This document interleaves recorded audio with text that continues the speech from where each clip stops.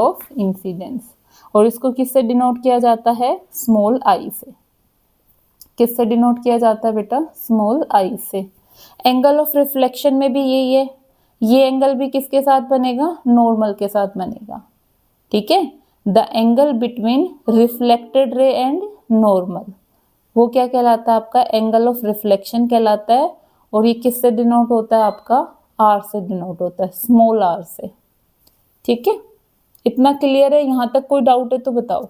ये तो था रिफ्लेक्शन ऑफ लाइट की बेसिक टर्म्स क्या होती है।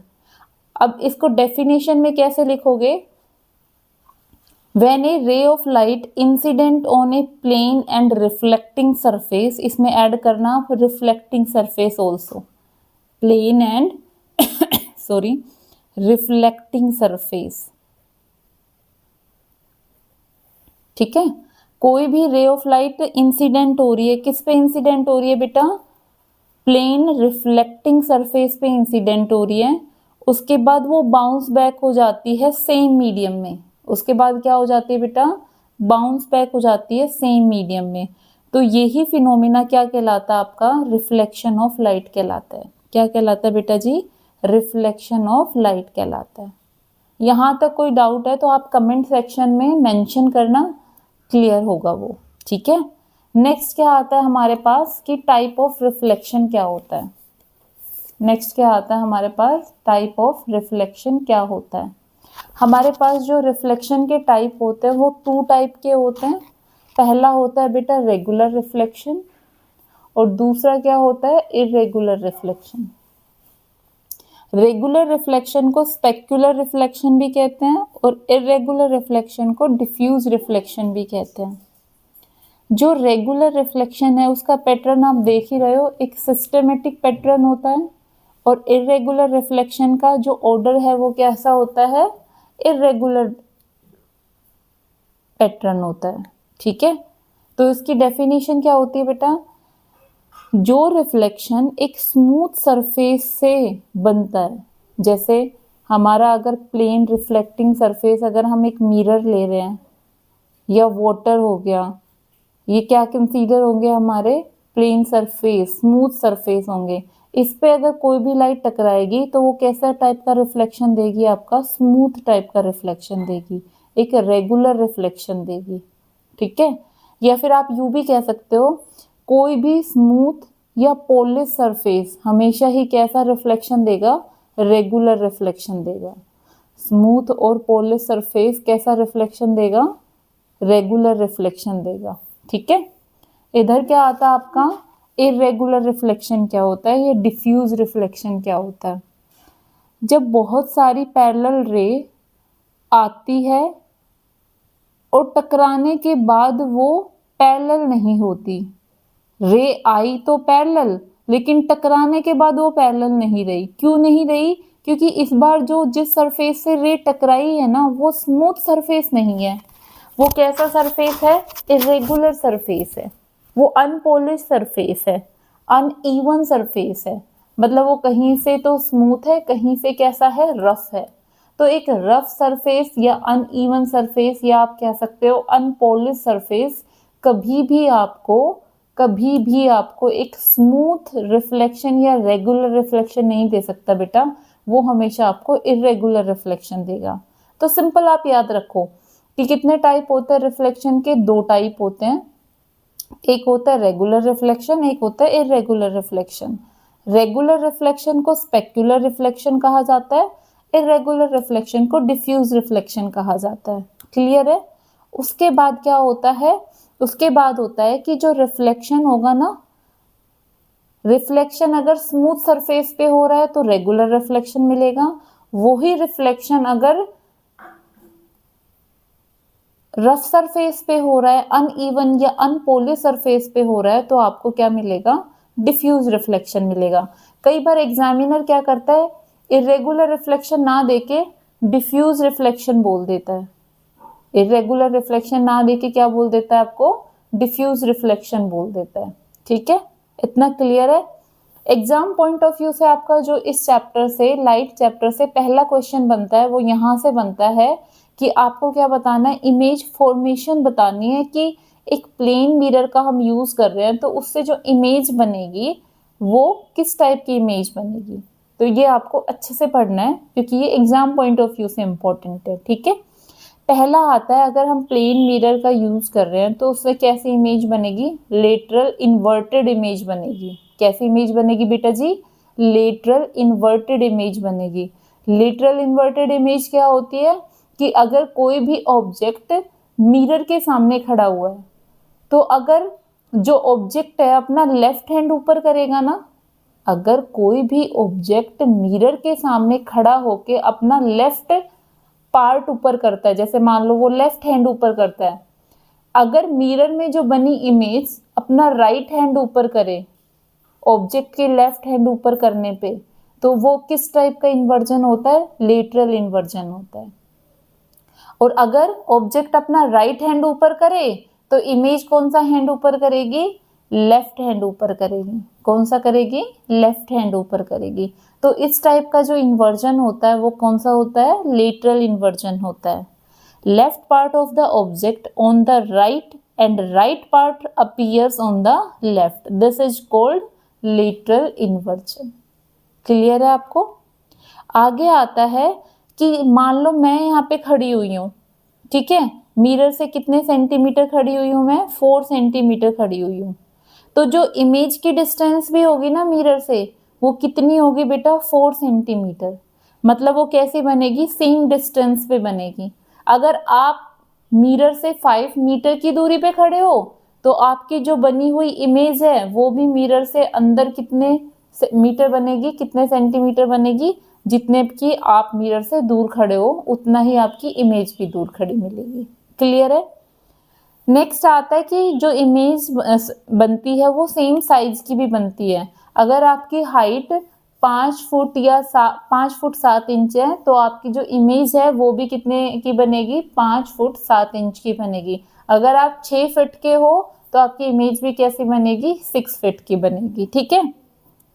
कभी भी आप मिरर लेने जाते हो, अपने रूम के लिए मिरर लेने जाते हो, ड्रेसिंग मिरर लेने जाते हो, तो सबसे पहले वो आपसे क्या पूछता है कि आपकी हाइट कितनी है, क्योंकि आपकी हाइट के अकॉर्डिंग ही वो उसमें कैसा मिरर सेट करेगा।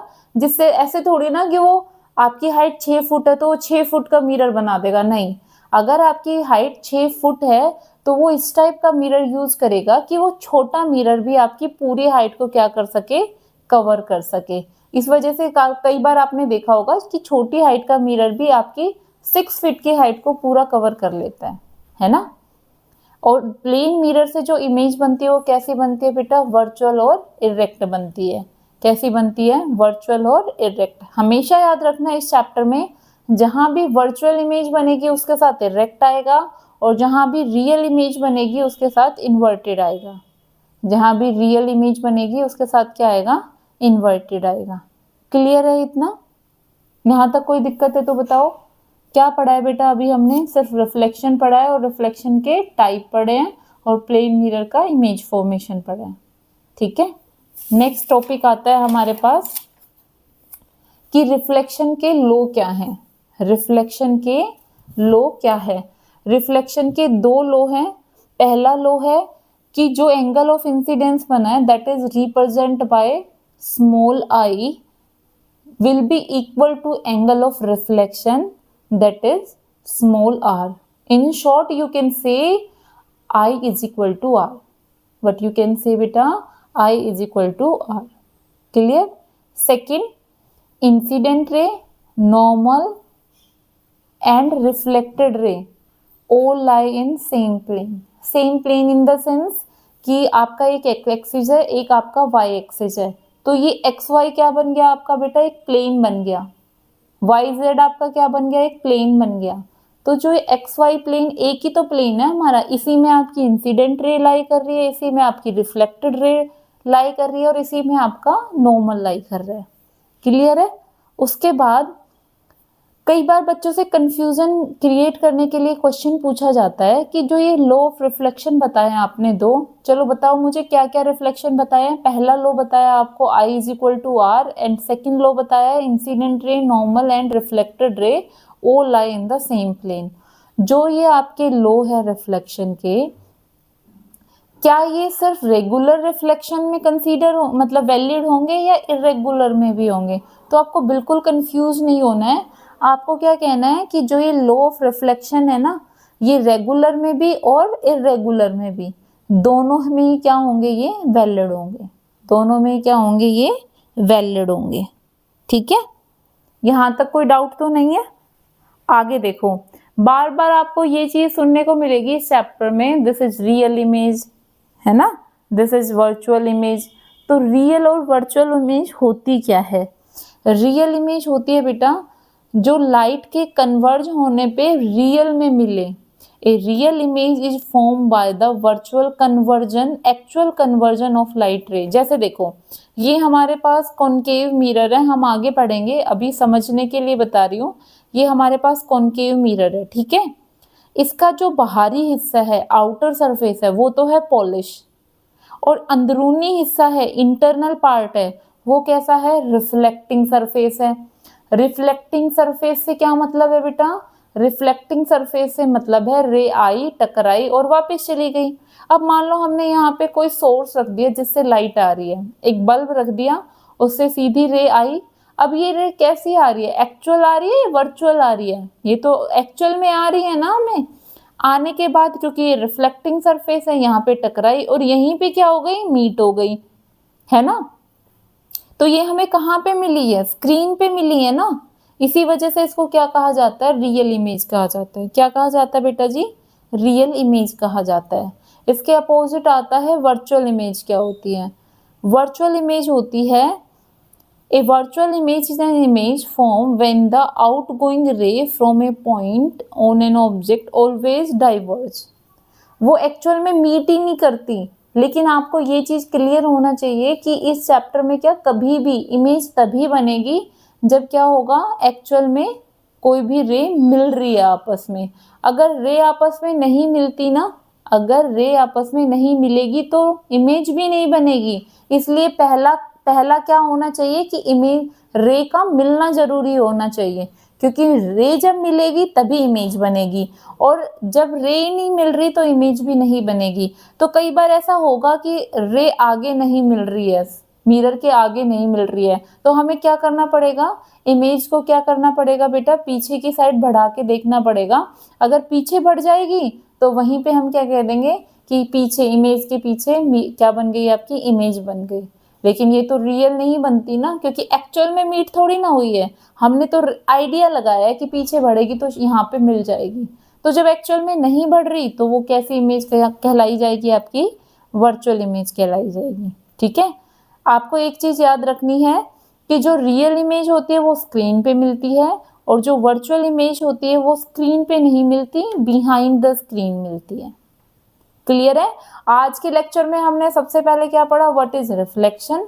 रिफ्लेक्शन क्या होता है, when a ray incident on a plane और reflecting surface and it bounce back on the same medium, this phenomena is called reflection of light. And second क्या पढ़ा हमने कि जो रिफ्लेक्शन ऑफ लाइट होते हैं वो दो टाइप के होते हैं। First one is regular reflection and second one is irregular reflection.